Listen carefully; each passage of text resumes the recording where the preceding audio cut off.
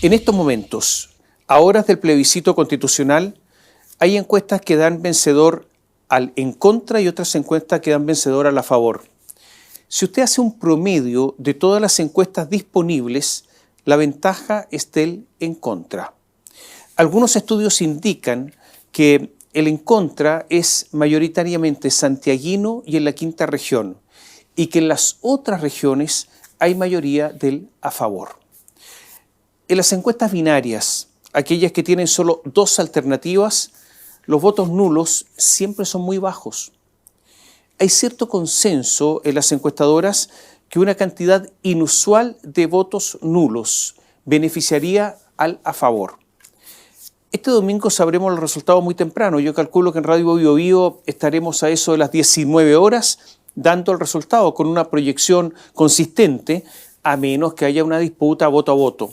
Pero aun si fuera así, una hora más tarde, a eso de las 20 horas, ya va a estar todo claro. El plebiscito ha demostrado una vez más que hay dos sectores cuyos modelos de país no es posible conciliarlos. No es posible conciliar un modelo con el otro porque son muy distintos. No es que haya faltado muñeca política o que haya faltado negociación. Simplemente no conversan porque no es factible conversar. Si usted lo mira desde el punto de vista político, vea cómo hace rato se desmoronó el centro político. La democracia cristiana, de ser un gigante de los partidos, una verdadera cultura política, ha pasado a ser un pigmeo irrelevante. El PPD, que en sus filas, lo recuerdo ahora, militaron personas de la derecha, de esa derecha irreductiblemente democrática, ahora renunció oficialmente a la socialdemocracia y hoy es dirigido por el senador Jaime Quintana, el hombre que con palabras indelebles dijo que había que usar una retroexcavadora para cambiarlo todo, para refundar Chile. Y el Partido Socialista también renunció a la socialdemocracia, también en forma oficial, para decididamente ser un partido de izquierda a secas. El motivo de otra conversación, este motivo podría ser motivo de otra conversación, pero este es un claro retroceso posiblemente de la renovación socialista.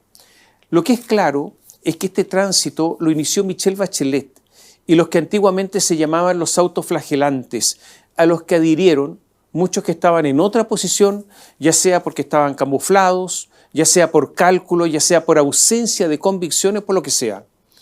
Por esa razón, eso de las dos almas del gobierno, más que un asunto de fondo, se refiere más a un asunto generacional, a un asunto de formas, a un asunto de estilos, más que a estas alturas diferencias ideológicas.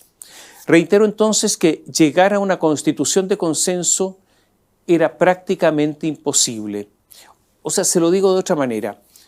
Hace poco más de un año, la constitución de Elisa Loncón, de Jaime Baza, de Fernando Atria, se plebiscitó y en favor de esa constitución estaban la Democracia Cristiana, el Partido Radical, el PPD, el Partido Socialista, el Frente Amplio, el Partido Comunista. Esto demuestra que ya no había centro y que las diferencias entre el llamado socialismo democrático y el Frente Amplio y el Partido Comunista eran diferencias solo marginales. Hay algo más. No es posible pedir a los que querían esa constitución, con Michelle Bachelet a la cabeza, por ejemplo, pudiesen adherir a otra constitución como esta que se plebiscita, que es totalmente distinta. Es prácticamente imposible.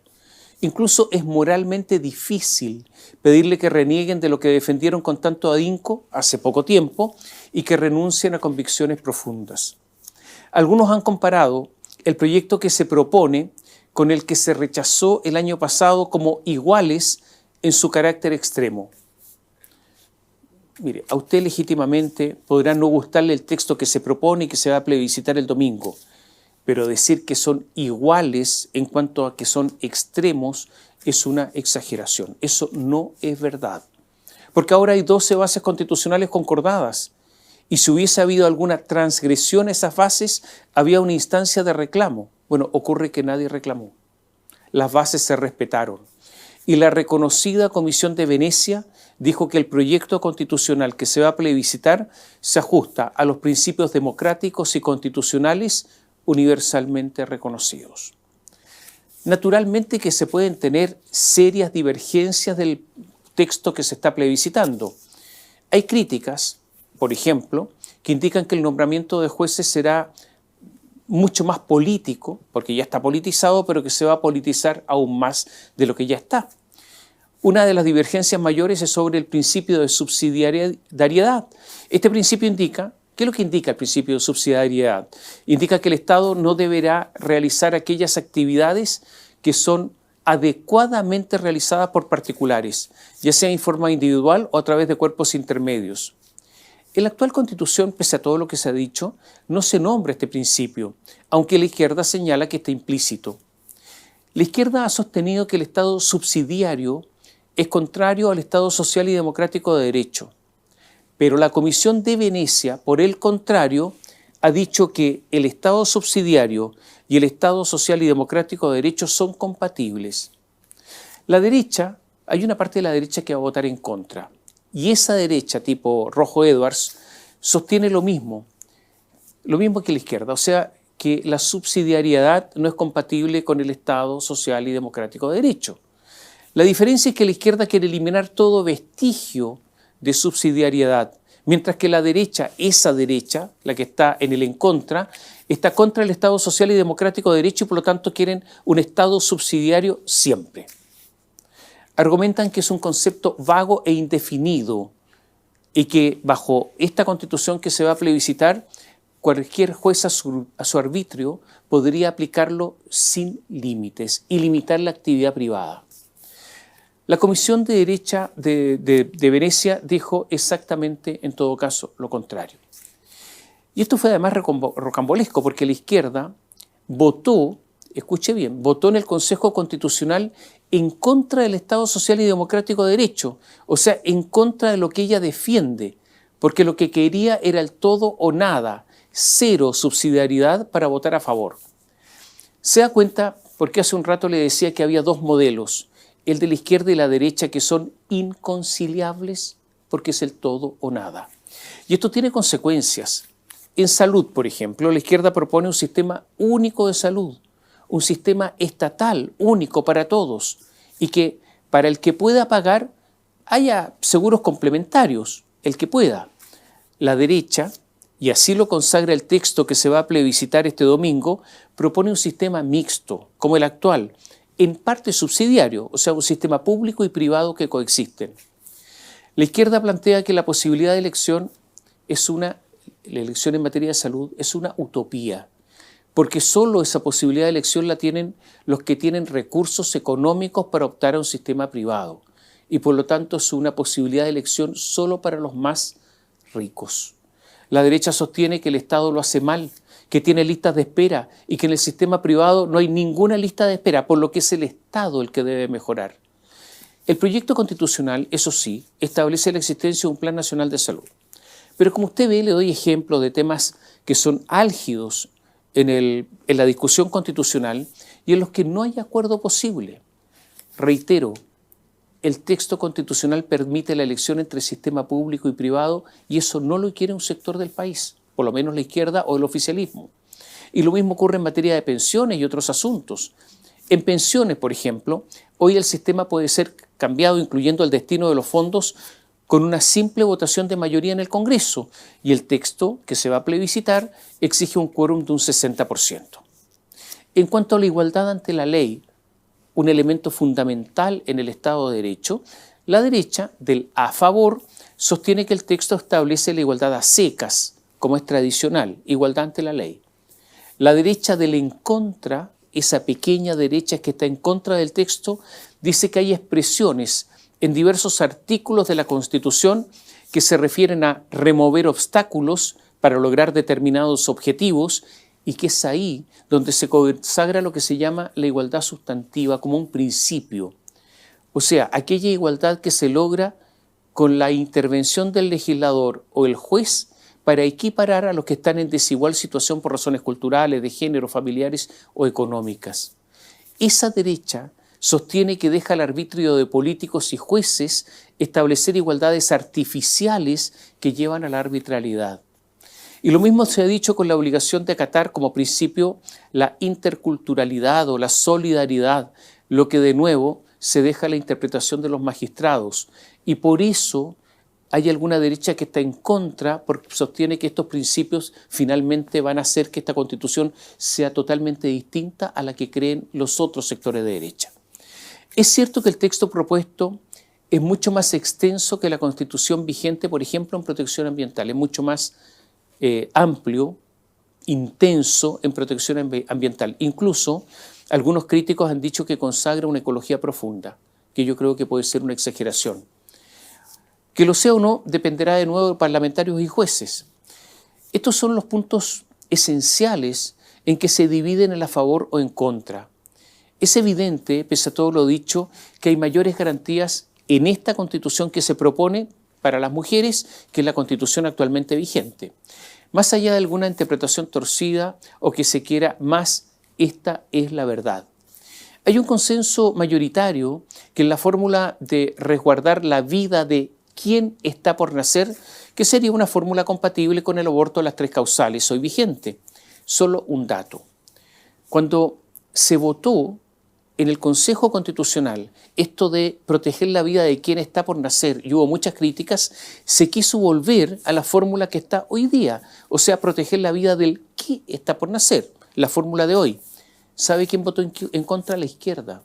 Y resulta que después ahora critica que se haya mantenido el quién, pero con sus votos permitió que se quedara el quién, porque hay un cálculo político también en todo esto que no hay que soslayar. No deseo entrar en más detalles porque sería incluso más tedioso, salvo un aspecto que yo creo esencial. El corazón de una Constitución siempre será, además de las garantías individuales, el régimen político, porque es la Constitución y no otra institucionalidad normativa la que regula el régimen de gobierno. Y ocurre que el régimen político chileno hoy está totalmente trabado. Se hace imposible gobernar porque los presidentes no solo no tienen mayoría en el Congreso, sino porque hay tantos partidos políticos que no se puede llegar a acuerdos razonables. Es una especie de archipiélago de partidos, pequeñas islitas. En el Congreso hay parlamentarios de 21 partidos políticos hoy y hay constituidos 25 partidos y en formación no sé cuántos más. El sistema, como usted comprenderá, no resiste. Hoy tenemos diputados y senadores que casi no sacaron votos y resultaron electos. Existe un consenso, yo diría uno de los pocos consensos, de que la Constitución que se va a plebiscitar mejora sustancialmente el régimen político, dando mucho mayor gobernabilidad al país. ¿Por qué? Porque se baja el número total de diputados. También se baja, obviamente, los que se eligen por cada distrito. Y para que un partido esté en el Congreso tiene que tener un mínimo del 5% de los votos. Y los parlamentarios que renuncien a un partido pierden la calidad de parlamentarios. O sea, se restringen ese tipo de cuestiones que hace que haya tanta dispersión, tantos partidos y por lo tanto con menos partidos habrá menos coaliciones y será posible llegar a acuerdos. Pese a que esta es una Constitución con una impronta de la derecha, fíjense que crece el Estado con muchos órganos nuevos y esto es una especie de contradicción. A ver, ¿qué instituciones crea nuevas? Agencia Nacional contra la Corrupción, Tribunal de Ejecución de Penas, Consejo de Control Ético, Servicio Civil, Consejo de Evaluación de Leyes y Políticas Públicas, Servicio Nacional de Acceso a la Justicia y Defensoría de las Víctimas, Fiscalía Supraterritorial, Tribunal de Cuentas, Policía Fronteriza y 3 órganos autónomos de la gobernanza judicial. Ahora, ¿cuáles son las consecuencias de que gane una u otra alternativa? O sea, que gane la a favor o la en contra. Desde ya podemos decir que en democracia los grandes asuntos, el camino a seguir en un determinado país, esto se resuelve en democracia mediante las elecciones. Bueno, en Chile hemos tenido plebiscito de inicio del camino constitucional, usted recordará con un a favor de 80 a 20%. La elección de convencionales constituyentes, el plebiscito de salida del año pasado, con la victoria amplia del rechazo, la elección de gobernadores regionales, la elección del presidente Gabriel Boric, la elección de parlamentarios, la elección de consejeros constitucionales. Pese a todas estas elecciones, nada se ha resuelto. Lo que da lugar a la evidencia, una evidencia que está a la vista de todos, que hay una prolongada crisis que estamos viviendo en Chile. Las elecciones no están resolviendo nuestras disyuntivas. Dicho esto, ¿qué ocurrirá si gana el apruebo? Si seguimos las encuestas, de ganar el apruebo sería, yo creo que por una pequeña mayoría. Será una constitución aprobada entonces en el límite. Se deberán dictar cerca de 30 leyes para que entre en régimen el nuevo texto constitucional. Y en toda elección siempre hay ganadores y perdedores. Si gana el a favor, será una derrota más, la tercera para el gobierno de Gabriel Boric. No es un misterio que el oficialismo, con el presidente a la cabeza, está por el rechazo. Una tercera derrota. A casi 2 años de transcurrido del inicio del gobierno, yo creo que es un fracaso definitivo. Si hasta ahora el presidente Boric ha gobernado poco, hasta el final será un gobierno de simple administración. Es posible que se transforme incluso en un gobierno identitario, que gobierne en los últimos 2 años solo para su sector, que envíe proyectos de ley mucho más radicales, sin ninguna posibilidad de que sean aprobados, y solo para hacer el checklist, un saludo a la bandera, para que se diga, mira, lo intenté, pero no me dejaron. Si gana el a favor, se producirá como siempre las sacadas de cuenta, vendrán las venganzas, los reacomodos. Evidentemente que no habrá reforma alguna. Mario Marcel deberá comenzar a buscar con sus amigos, los economistas son solidarios entre ellos, un trabajo en el extranjero. El fracaso, que yo diría ya existe, será más profundo, más insalvable, más gris, una derrota sin épica ni algo de gloria. Si gana el a favor, habrá una pausa en la discusión constitucional hasta nuevo aviso, o como dice el Partido Comunista, hasta que cambie la relación de fuerzas o cuando cambien lo que llaman las condiciones objetivas.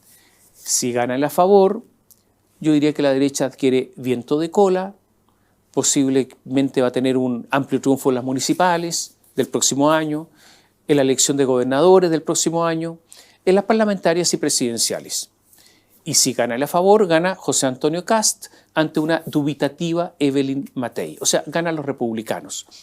Esto no quiere decir, obviamente, que Matei no tenga alguna posibilidad presidencial. ¿Qué pasa si gana el en contra? Desde el punto de vista institucional, obviamente, mucho más inestabilidad. Y se lo explico por qué. La actual arquitectura constitucional, la de hoy día, y que se mantendría si gana el en contra, está compuesta por la Constitución y por las leyes orgánicas constitucionales. Y le quiero explicar que cuando se dice que el texto que se va a plebiscitar es muy extenso en comparación al actual, la verdad es que no lo es tanto, porque la nueva Constitución no contempla leyes orgánicas constitucionales y muchas de esas normas están incorporadas al texto. Por lo tanto, si usted compara peras con peras, yo diría que el texto que se propone no es tanto más extenso que el actual. Dicho eso, desde el estallido social, los quórum para modificar la actual Constitución bajaron de 2/5 a 4/7 y las leyes orgánicas constitucionales bajó el quórum de 4/7 a solo mayoría absoluta. ¿Qué pasa acá? Que el texto que se propone tiene un quórum de 3/5. Por lo tanto, si gana el en contra, la arquitectura constitucional queda mucho más débil porque queda más fácil de modificar. Y las leyes constitucionales, insisto, solo por mayoría absoluta. ¿Y cuáles son las leyes constitucionales? Le voy a dar algunas para que usted se imagine, tenga una idea de lo importantes que son. Las leyes constitucionales, hay una que regula el sistema electoral público. Está la ley de enseñanza, la ley de partidos políticos, la ley de concesiones mineras, la ley de bases generales de la administración del Estado, la ley que regula los estados de excepción constitucional, la ley del Congreso Nacional, la ley del Poder Judicial. Usted me dirá, pero si el Poder Judicial está en la Constitución, no, pero esta ley regula la organización y atribuciones de los tribunales. La ley del Ministerio Público en cuanto a organización y atribuciones, la ley del Tribunal Constitucional, la ley del Servicio Electoral, la ley del Tribunal Calificador de Elecciones, la ley de la Contraloría General de la República, la de las Fuerzas Armadas y Carabineros, la del Banco Central, la creación, supresión y denominación de regiones, la ley de los consejos regionales, la ley de municipalidades, puedo seguir. Todas estas leyes, que hasta hace poco tenían un quórum de modificación del 4/7, cayeron a simple mayoría absoluta. Por lo tanto, yo creo que es evidente y nadie podrá discutirlo, nadie podrá argumentar en contrario, que la institucionalidad constitucional chilena está mucho más debilitada y por lo tanto va a depender de los vaivenes de las mayorías que haya en el Congreso. Una victoria del en contra es también una victoria de Gabriel Boric y su gobierno. Es verdad que habrían preferido, van a preferir una constitución de Pinochet, como decían el año pasado, o la constitución de Lagos, como la renombraron ahora, y algunos dicen, bueno, pero es derrota igual. Pero la verdad es que cuando se han sufrido derrotas, lo que hay que hacer es control de daños, limitar las pérdidas, prepararse para el próximo asalto. O sea, es una victoria porque va a controlar los daños. Le voy a poner un ejemplo histórico. En la Segunda Guerra Mundial, el retiro de Dunkerque de los ingleses, o de los ingleses y algunos franceses, ¿fue una derrota o la base de una victoria? El en contra le da aire, le da oxígeno al gobierno. Le permitirá, por ejemplo, si el domingo tiene la victoria del en contra, hacer el lunes un cambio de gabinete sin tanto dramatismo. O sea, sacar a Carlos Montes, sacar a la ministra de Salud, Jimena Aguilera, y unos cuantos ministros más, sin tanto drama. Y exigir a la oposición que ceda en las llamadas reformas estructurales, que permita aumentar impuestos, y hasta podría el presidente tener un ligero espacio para negociar con algunos sectores de la derecha. El en contra aumentará las posibilidades de la izquierda en las próximas elecciones y abrirá el espacio, en tiempos no muy largos, para un nuevo proceso constitucional, porque nadie, creo yo, podrá sostener que la izquierda se va a quedar con la constitución de Pinochet/Lagos. Si gana el en contra, será una derrota para José Antonio Kast. Evelyn Matei podría perder igual, porque le pasarán las cuentas por sus dudas y marchas y retromarchas. El mercado, por su parte, me refiero a la economía, tiene asimilado que gana el en contra, por lo que ahí no se esperan grandes novedades, o sea, seguiría todo igual de mal en verdad, porque la economía no está bien. Como hemos dicho varias veces, parece evidente que el problema de Chile no es normativo, salvo en cuanto al sistema político, y que las elecciones no están resolviendo nada. Y es posible que esta elección, el plebiscito de este domingo, tampoco resuelva las cosas como alguien quisiera, o sea, que pusiera en marcha de nuevo el país. O sea, me refiero que tampoco se van a resolver los grandes temas del país. Hay una sola duda. Si esta semana, con lo ocurrido en estos días, si la avalancha de malas noticias para el gobierno ha movido algo la aguja en beneficio de la favor. Yo creo que hay dudas al respecto. Algunos dicen que no ha movido la aguja. El intento de la oposición de que el plebiscito tuviera clivaje, ¿qué es lo que quería la derecha? Que este plebiscito tuviera el clivaje gobierno y oposición, aprovechando que el presidente de la República no tiene tanto apoyo público. O sea, que sea eso más que el apruebo o rechazo del texto constitucional, pero esto no fructificó mayormente. La verdad es que muy pocos, pero muy pocos, yo estoy seguro que usted me va a encontrar la razón, muy pocos leyeron el texto constitucional y lo que están predominando son más bien las emociones, el hastío, el fastidio, cierta repulsión incluso, o sea, yo diría lejanía e indiferencia. Cierto convencimiento de que esos ciento y tantos artículos no van a cambiar las cosas. Y aquí hay otra derivada. Si gana el a favor, la pasada de cuenta a Revolución Democrática será homérica, de esas que se transforman en mito, o sea, habrá una revancha. ¿Y por qué digo esto? Porque esta semana, sí es que se mueve la aguja, ¿no? Esta semana fue brutal para el gobierno, aunque insisto, yo no sé si cambió las cosas en cuanto al plebiscito. O sea, ver a Carlos Contreras, el jefe de Democracia Viva, la Fundación Democracia Viva, pareja de la diputada Catalina Pérez, expareja de la directora de presupuestos Javiera Martínez, y a Carlos Contreras, el Seremi de la Vivienda, el jefe de gabinete en su momento de Catalina Pérez, detenidos, entrando a un tribunal esposados, cabizbajos, rehuyendo miradas, o con la mirada dirigida al suelo, al piso, como si el piso fuera un horizonte infinito, yo creo que es muy fuerte para el gobierno. Haber escuchado una y otra vez que Democracia Viva nada tenía que ver con Revolución Democrática y enterarnos que la primera factura que emitió la Fundación Democracia Viva, la factura número 1, la emitió Revolución Democrática, además por labores de campaña política, probándose así que todo eso de que no tenía nada que ver era una mentira. La verdad es que es algo fuerte.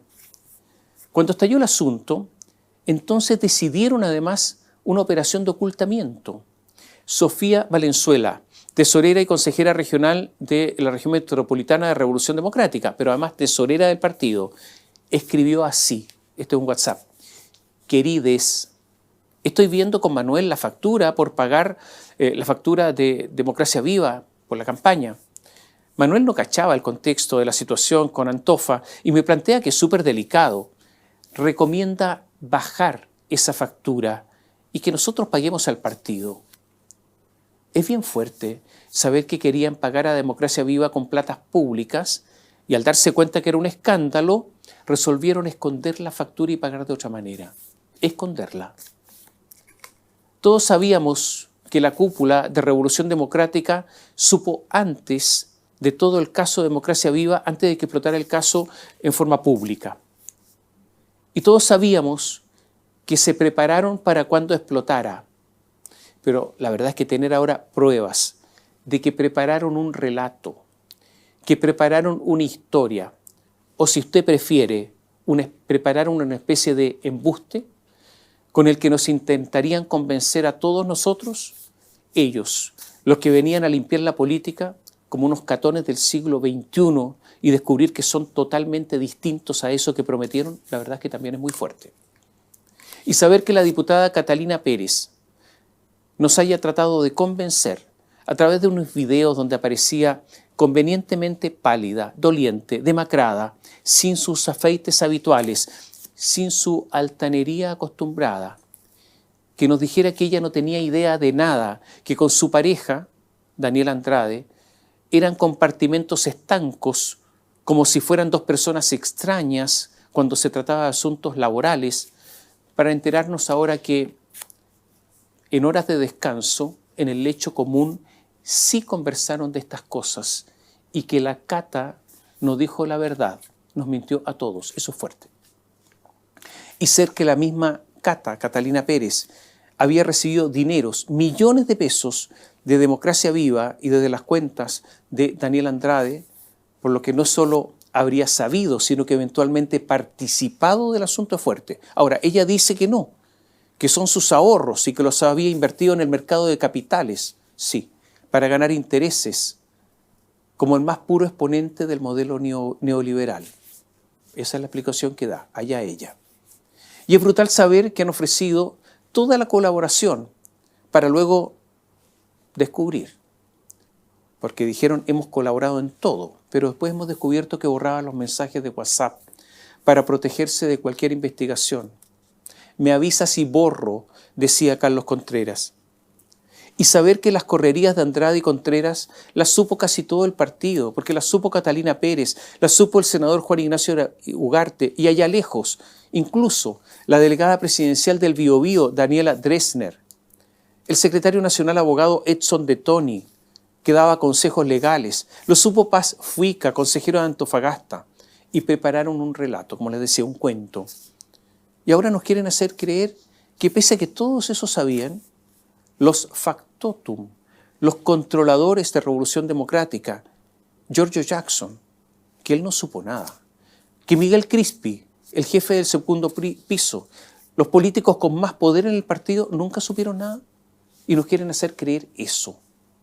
Y yo diría que es fuerte que nos intenten convencernos que Jackson y Crispi son un par de estúpidos de la política que nada saben, una especie de nerd del partido, cuando en realidad no son nada de eso. Otras cosas sí, pero eso no. Hasta Araceli Farías, la secretaria general del partido, sabía. Araceli escribió, así, textual: del equipo de la diputada Pérez están muy preocupados y nos piden reunión urgente, hoy tipo 20 horas, para tener todos los antecedentes. Ajustar el relato. Y salía de vocería. Sería importante que Juan Ignacio Latorre pudiera estar. Sí, ajustar relato, ajustar el cuento, ajustar las vocerías. Y Catalina Pérez, que demacrada decía que no sabía nada. Claro que es fuerte. Y también es fuerte el silencio de Jackson, tan hablador en sus tiempos de gloria y tan convenientemente silencioso ahora. Y esto es increíble porque el senador Juan Ignacio Latorre escribe y dice que quiere defender a Catalina Pérez y a la subsecretaria del Ministerio de la Vivienda, Tatiana Rojas, defenderlas a ellas. Y dice dejar caer a Contreras y Andrade, o sea, entregar sus cabezas, las bajas necesarias para poder parar todo. La subsecretaria de Vivienda, Tatiana Rojas, dijo que el ministro Carlos Montes sabía de los problemas de Democracia Viva. Después dijo que no sabía y ahora ha dicho de nuevo que sí sabía cuando está con el agua al cuello. Y además le dijo, es que le envió un documento, por eso sabía. Y es muy fuerte que el ministro Carlos Montes, después de decir que no sabía, el día jueves dijo que el documento que había recibido hace meses lo vio recién ahora y por eso ahora sabe, pero que no se explica mayormente en ese documento todo lo que estaba ocurriendo. Es fuerte. En los audios se escucha cómo ubican gente para trabajar con platas del Estado y donde ser militante de Revolución Democrática es un requisito sine qua non. Es un requisito fundamental para participar de esto. Por eso es tan fuerte como esta generación nueva está tan maleada y tiene tan poco respeto por el Estado y por las platas públicas. Y es increíble que el Partido Socialista siga apoyando a Carlos Montes. Él parece como una especie de mono porfiado. Y el Partido Socialista, con una actitud que tarde o temprano le va a pasar la cuenta, porque así de tonto es el asunto. La Fiscalía ordenó a la Policía de Investigaciones investigar cuándo supieron del desfalco Gabriel Boric y Miguel Crispi. Por eso el asunto ya llegó a la cúpula. Y además se vienen nuevas formalizaciones en el caso de otras fundaciones que están siendo investigadas. Por eso esto será gota a gota y muy agotador para el gobierno. Y la que está agotada, y se le nota mucho, es Carolina Toá, agotada, estresada, fuera de forma. Y todo esto es lo que explotó cuando agarró a garabatos a una concejal de Renca y vicepresidenta de Demócratas que se llama Camila Avilés. Y Carolina Toá tuvo que disculparse públicamente por su salida de madre. Y también ha sido duro para el gobierno la formalización por el delito de secuestro de Luis Castillo. Este es un delincuente que fue indultado por el presidente Gabriel Boric. Recordemos que en una chapucería increíble, el presidente Gabriel Boric resolvió indultar a algunas personas y se introdujeron 2 personas en esa lista que no querían indultar y se sacaron otras 2 por error. Y cuando ya estaban indultados, agregaron los otros 2 que se habían omitido, pero quedaron 2 delincuentes. Bueno, ocurre que esto significó el despido de la primera ministra de Justicia que no es abogado, Marcela Ríos, un ejemplo de ignorancia jurídica en el cargo, de lo peor de este gobierno. Y también se fue Matías Mesa Lopendía, amigo del presidente Boric y jefe de gabinete del presidente, y se tuvo que ir. Bueno, este que indultaron se llama Luis Castillo y tiene un prontuario largo, 5 condenas, entre ellas hurto simple el 2005, lesiones menos graves el 2006, 2 por robo, una en 2007, otra en 2017, una más. Suma, escuche bien, 26 detenciones.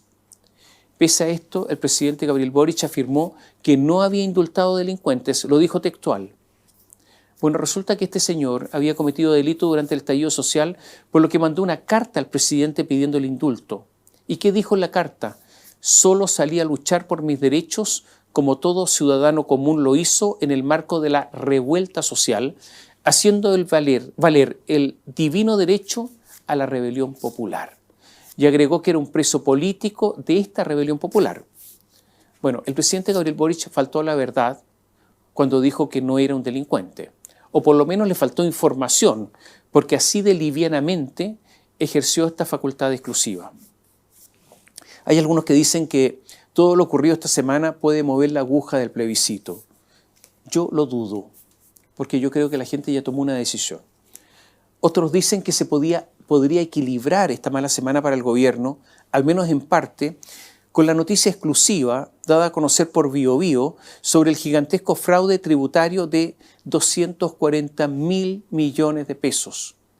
Si se comprueba que esto es así, es de lejos el fraude más grande ocurrido en Chile. Hay más de 100.000 facturas falsas y 340 contribuyentes que podrían estar involucrados. Se detuvo a 55 personas, aunque no todas quedaron en prisión preventiva. Es posible que la mayoría, hay que decirlo, no sean empresarios. Hay empresarios, pero es posible que la mayoría no lo sean, sino que personas que armaron sociedades simplemente para defraudar sin que tengan alguna actividad productiva. Este caso contrarrestará todo lo ocurrido en la semana, lo malo del gobierno. Todo esto moverá la aguja en el plebiscito. La mayoría de las encuestas, las que conocemos hoy, indican que ganará el en contra. La victoria del a favor sería entonces una sorpresa. Ahora, las sorpresas existen, pero aunque gane una u otra opción, la crisis va a seguir, porque la crisis en Chile no es normativa, sino que es una crisis cultural. Bio Bio Televisión, con el auspicio